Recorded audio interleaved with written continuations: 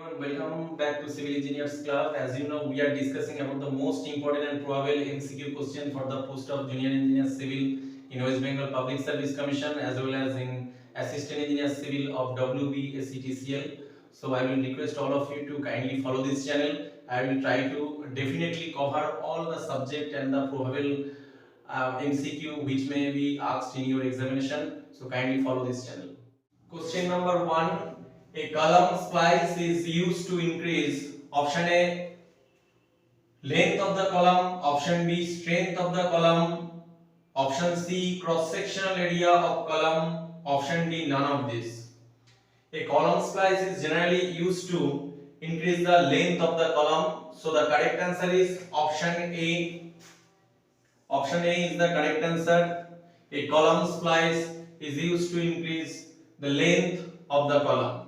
Next question. Secant formula for direct stress in compression is applicable only for slenderness ratio up to option A 150, option B 160, option C 140 and option D 120.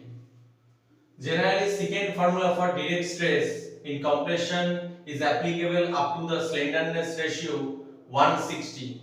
So the correct answer for this question is option B 160. 160 is the correct answer. So secant formula for direct stress in compression is applicable only slenderness ratio up to 160. Next question number 3. Why are tie plates provided in laced column? Option A to check the buckling of column as a whole. Option B to check the buckling of component column. Option C to check the distortion of end cross section. And option D to check the buckling of the lacing bar. This question is very important and those who are preparing since a long should know this answer. So is there anyone who knows this answer? Well, the answer is to check the distortion of end cross section.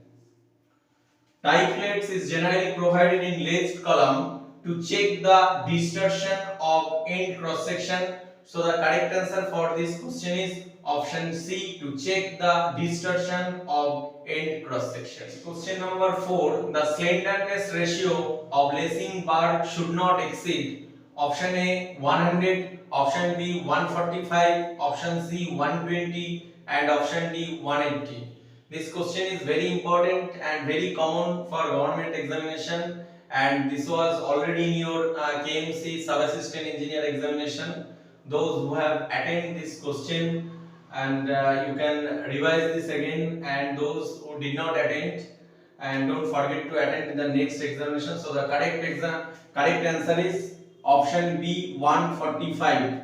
The slenderness ratio of lacing bar should not exceed 145. Question number 5. In a situation where torsion is dominant, which one of the following is desirable section? Option A box type section, option B I section, option C channel section and option D angle section.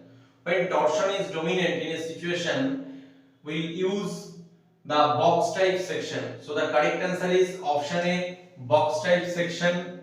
Box type section will be used in a situation where torsion is dominant. Question number 6. As per IS 800, the maximum deflection in a beam should not exceed where capital L is span of the beam. As per IS 800, the maximum deflection of a beam should not exceed 1 by 325 times of its span. So where the option is option A Ly 250, B option B Ly 180, option C Ly 325 and option D Ly 360. So the correct answer is Ly 325 because the maximum deflection should not exceed the 1 by 325 times of span. So the correct answer is option C Ly 325. Next question number 7. A steel beam supporting loads from the floor slab as well as wall is termed as option A stringer beam, option B lintel beam, option C spandrel beam, option D header beam. When a steel beam carries load from floor slab as well as from wall, that will be termed as spandrel beam. So option C, spandrel beam, is the correct answer for this question. Next question, the angle of dispersion of a concentrated load on the flange to the web plate of a steel beam is option A 30 degree with the vertical, option B 90 degree with the horizontal, option C 60 degree with the vertical, and option D 45 degree with the horizontal. Here the correct answer is 60 degree with the vertical. So option C 60 degree with the vertical is the correct answer. The angle of dispersion of a concentrated load on the flange to the web plate of a steel beam is 60 degree with the vertical. Question number 9.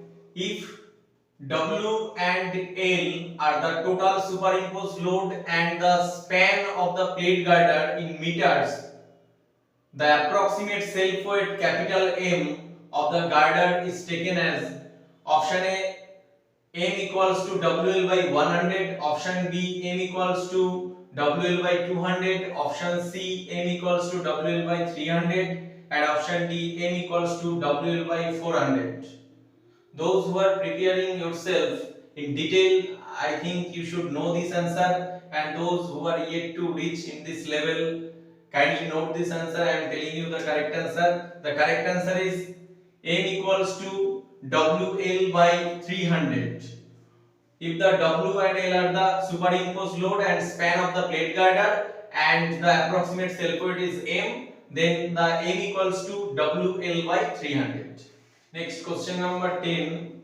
Length of an outstanding leg of a vertical stiffener may be taken equal to option A 1 by 15th of clear depth of the girder plus 15 mm, option B 1 by 20th of clear depth of the girder plus 20 mm, option C 1 by 15th of clear depth of the girder plus 25 mm, and option D 1 by 13th of clear depth of the girder plus 50 mm. The correct answer is option C 1 by 15th of clear depth of the girder plus 25 mm. Length of an outstanding leg of a vertical stiffener may be taken equal to option C 1 by 15th of clear depth of the girder plus 25 mm. All of you have to memorize this question because this is completely based on the theoretical statement. So kindly memorize this question. So that's all for today. I hope all of you are watching all of my video very carefully. And those who are yet to subscribe, kindly once again I will request you to subscribe this channel and stay connected with me to get more video in this type of content.